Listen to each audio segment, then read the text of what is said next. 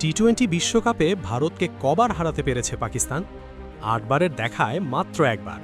আর one day ফরম্যাটের কথা বাদই দিন, কারণ ওখানে কখনো ভারতকে হারাতে পারেনি তারা। তবে মাঠের লড়াইয়ে না হোক, এবারের টেবিল গেমে আইসিসি আর তাদের মহাজন ভারতকে হারাতে যেন মরিয়া পাকিস্তান ক্রিকেট বোর্ড। আর সেটার কারণও পরিষ্কার, বাংলাদেশের সাথে যে অন্যায় আইসিসি করেছে তার প্রতিবাদ।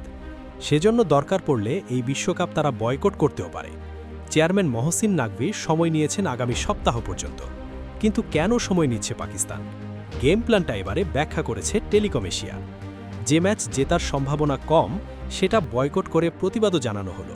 আবার ইন্ডিয়ার সামনে হেরে মাথা হেঁটো হলো না, সাপও মরল আর লাঠিও ভাঙল না। তবে বয়কটের সেই ক্লিয়ার কাট সিদ্ধান্ত এখনই তারা জানিয়ে দিতে রাজি না, কারণ আইসিসি তাহলে নানা কলকাঠি নেড়ে ফেলতে পারে। প্রতিবাদ জানিয়ে প্রথম চিঠিটা পাকিস্তান হয়তো ছাড়বে বিশ্বকাপ শুরু হয়ে যাওয়ার পর। তাদের জায়গায় বাংলাদেশকে স্লট বরাদ্দ দেওয়ার যে সম্ভাবনার কথা শোনা যাচ্ছে তা আর সম্ভব হবে না আইসিসির পক্ষে।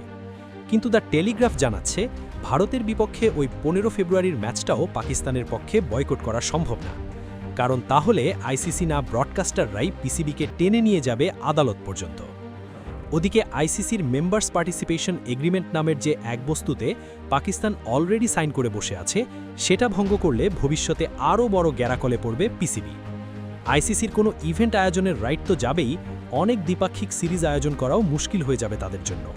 আইসিসি তাদের নেটওয়ার্ক কাজে লাগিয়ে অন্য বোর্ডকে চাপ দিতে পারে যেন কোনো বিদেশি প্লেয়ার পিএসএলের জন্য এনওসি না পায়। আইসিসি যে চাইলেই সেটা করতে পারে তা তো বাংলাদেশকে বোর্ড মিটিংয়ে হারিয়েই প্রমাণ করেছে। এছাড়া বছরে প্রায় $40 মিলিয়ন রেভিনিউ হারানো আর বাংলাদেশকে বিশ্বকাপে পাকিস্তানের স্লট দিয়ে দেওয়ার হুমকি তো আছেই। কিন্তু প্রশ্ন হচ্ছে, পাকিস্তান গায়ে পড়ে বাংলাদেশকে এমন সাহায্য করতে চাইছে কেন, যেটা কিনা তাদের ক্রিকেটের জন্য হয়ে উঠতে পারে বড় ক্ষতির কারণ? বাংলাদেশের ক্ষেত্রে সিকিউরিটি ইস্যু ছিল, তাই পিসিবির শাস্তি আর ভোগান্তি তুলনামূলক কম। কিন্তু পাকিস্তানের ক্ষেত্রে সেটা তো হবে আরও ভয়াবহ, কারণ তাদের বিশ্বকাপ বয়কট করার কোনো ভিজিবল গ্রাউন্ডই নেই। মুস্তাফিজকে যখন আইপিএল থেকে বাদ দেয়া হলো, তখন তিনি একাই পিসিবির বোর্ড মিটিংয়ে বলেছিলেন, এবারে বাংলাদেশের জন্য কিছু করার সময় এসেছে। দেখা যাক ওরা কত দূর এগোতে পারে, আর তাতে আদৌ বাংলাদেশের কোনো লাভ হয় কিনা। তবুও পাকিস্তানের এমন মনোভাব হওয়ার কারণ খুঁজতে গিয়ে জানা যায়, এটা চেয়ারম্যান মহসিন নাকভির একার ইচ্ছা।